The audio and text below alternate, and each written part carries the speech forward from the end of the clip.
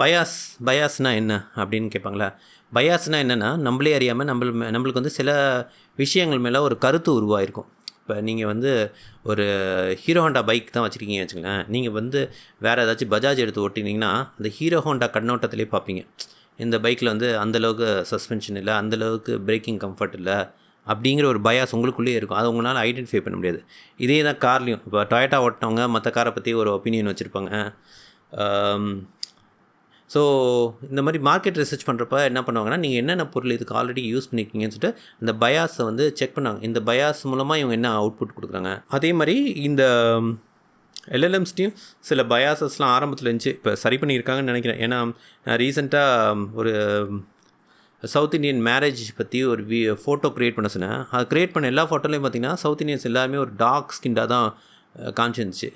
அது நான் ஐடென்டிஃபை பண்ணல. என் ஃப்ரெண்ட்ஸ்லாம் ஐடென்டிஃபை பண்ணி கேட்டாங்க, ஏன் இந்த மாதிரி இது டார்க் ஸ்கின்டாக காட்டுதுன்னு. மேபி அது எடுத்துக்கிட்ட இமேஜஸ், அது ட்ரெயின் ஆன இமேஜஸ் அப்படி எடுத்துக்கிச்சா, இல்லை இது ஏன் இப்படி பிஹேவ் பண்ணிச்சுன்னு எனக்கும் தெரியல.